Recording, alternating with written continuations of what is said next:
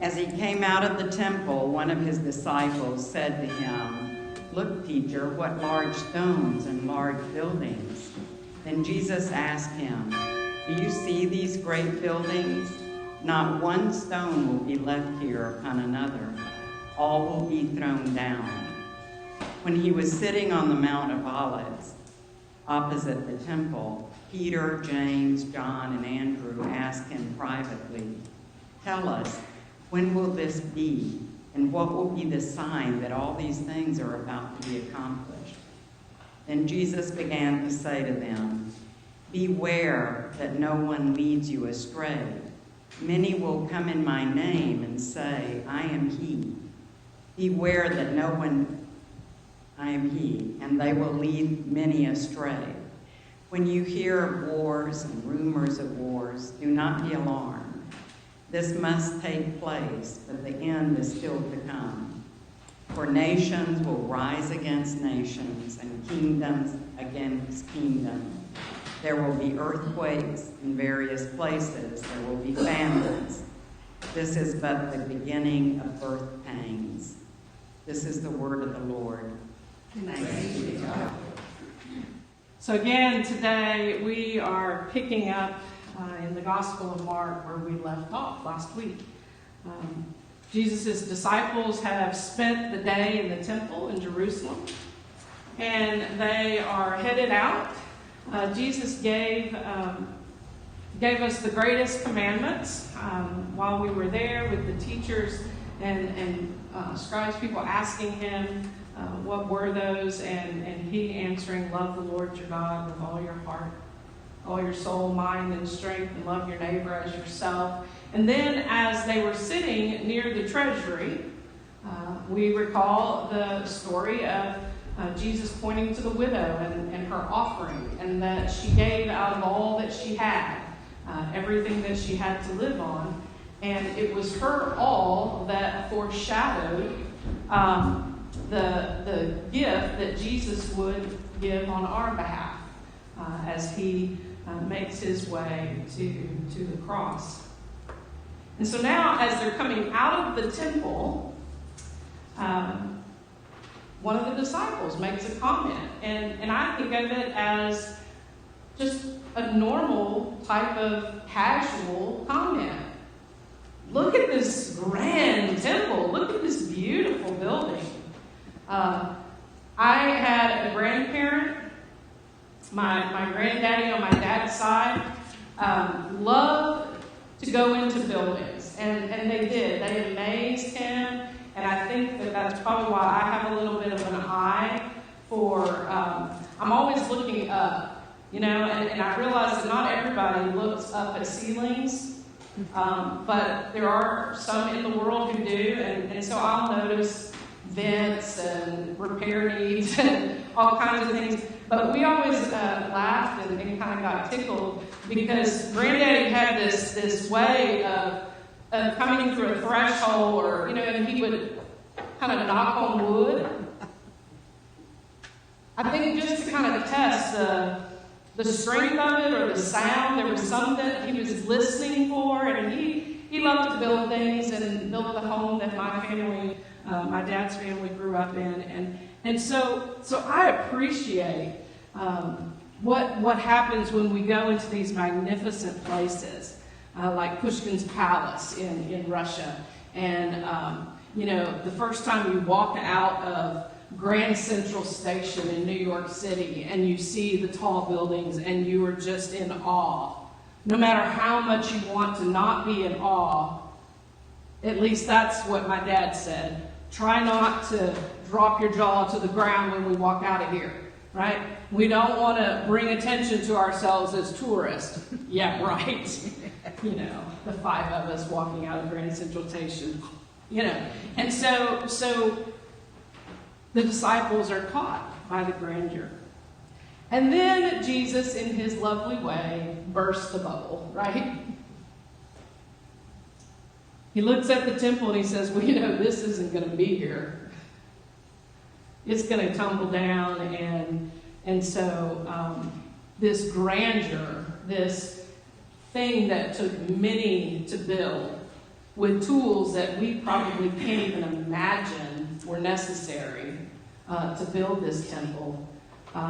The feat that it would have been to put together this place of worship. Certainly it was worthy of all. But Jesus says, not one stone will be left upon another. It's no wonder that after they crossed the small Kidron Valley to the east of the Temple Mount, when they were sitting on the Mount of Olives, it's no wonder that Peter, James, and John and Andrew asked privately, when is this going to happen? When is this going to happen, Lord? I mean, you have just burst our bubble. That would be my paraphrase. You have just said that the very central, iconic building that represents the holy space that God resides in is going to come down? Stone after stone? Now, I don't know about you, but that's kind of scary, isn't it? You know, when you think, oh, something that's been so central to the life and faith of a people, anticipating its destruction. How do you know that? What do you know? Jesus, tell us, when is this going to be? And I notice that Jesus doesn't really give a fine chronological timeline. Right? He never does that. But he says, don't be alarmed. Don't be alarmed about it. Almost in I think in that very casual Jesus kind of way, like, I trust whatever God's going to do is going to be what is part of what's bringing new life. Don't be alarmed about it. Because it's going to be a natural thing, and there will be things that will happen. And I kind of looked at it not as part of the end time. You know, we usually like to slap on these kinds of predictions or declarations of prophecy from Jesus that this is all about the end of the world coming, okay? No, Jesus was aware enough, I think, of what was coming down the historical road, that the fall of the Jerusalem temple was certainly going to be in the next history, okay? That history.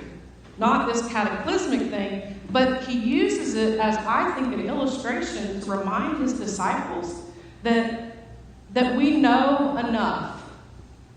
And this is what we know. Horrible, bad things come into the world. Destruction undoes the very fabric of what we know. Anybody feel like that the past 2 years? Had to relearn how to teach in an environment that you've kind of had planned out, right? Or the normal way in which you go and show houses becomes a little difficulty, and all of a sudden people are buying things sight unseen. I know some of your stories. And so what we know that we know all of a sudden doesn't fit totally. But I want to say, Jesus is saying, you know enough. You know enough that there are going to be famines, and there are going to be times when our lives are broken and torn apart. But let me give you a way to look at that so that you don't have to be alarmed. And Jesus says to them, it's like birth pains. Isn't that interesting how he uses something that whole community would have had access to? Now, we don't. In our world, like, unless you are actually birthing a baby or intimately connected with someone birthing a baby, you really don't get the hard, intimate experience of that occurrence. But I do believe in Jesus' semi-private, semi-public, social community life, that there was a lot of connection to birth pains. You know, it wasn't set aside in a special birthing suite. I can tell you there were not epidurals, right? So everybody was aware and knew what was going on, at least from a pain standpoint, in a birthing location, if you will. But Jesus says it's going to be like birth pains. Life is like having birth pains. And we know that there's no getting to the new life and the new infant without the pains of birthing. I kind of like that. I mean, not because I've had that experience of moving through pain and then getting a really awesome gift at the end of it all. I think that's why my children love to go to the dentist. It was always painful, but there was a target run afterwards. Even they could understand that sometimes you do hard, horrible things, and people are going to dig in your face and make you miserable and uncomfortable. But at the end, there was going to be some kind of goodness that came after it. Even if Mama was the one who had to make that, a reality. But how often do we not want to picture the struggles and breakdowns, the destruction in our very core life experience, to have something that might be a gift down the road that we can't see? Right? I mean, ask anyone who has awaited and had to birth something into existence, whether it's a child or a project or a new life scenario, that doesn't know the painfulness in that.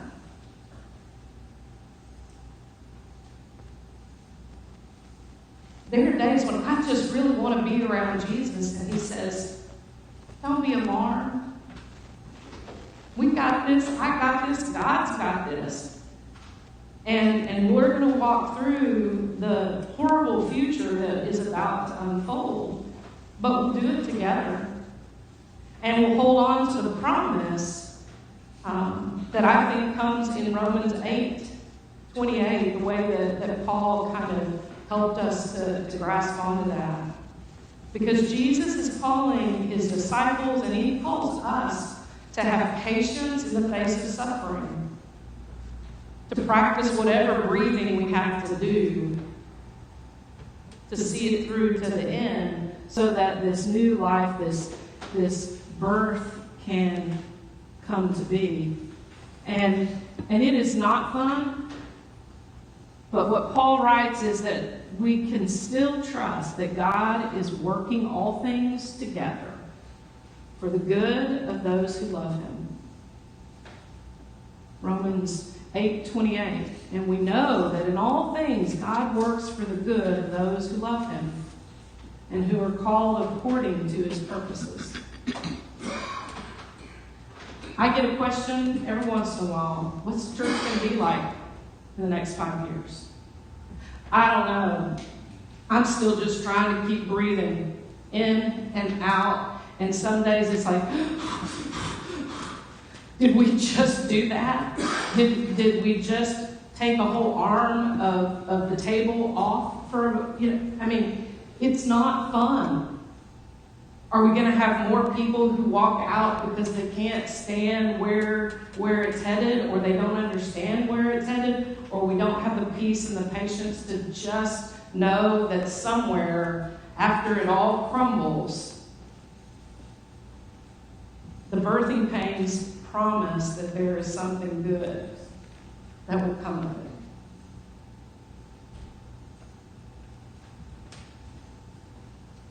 There is always more than enough in God's kingdom and God's kingdom work. And so today, I just want us to hold on to the birthing pains as a symbol and sign of goodness that will come. Will you pray with me? Gracious and loving God, help us to breathe. Help us to trust not only in the life of the church, but also in our own lives, where we feel like all is crumbling and we can't see what is going to be and how it will be reestablished. But pour into us the faith and trust necessary to hold on and to walk the journey, and to trust that in that patience we will see the blessing that comes in the midst of and through the pain. We pray this in the power of your Son, who went through all kinds of hell to bring us life and to bring us the goodness that you have for us. It's in his name that we pray. Amen.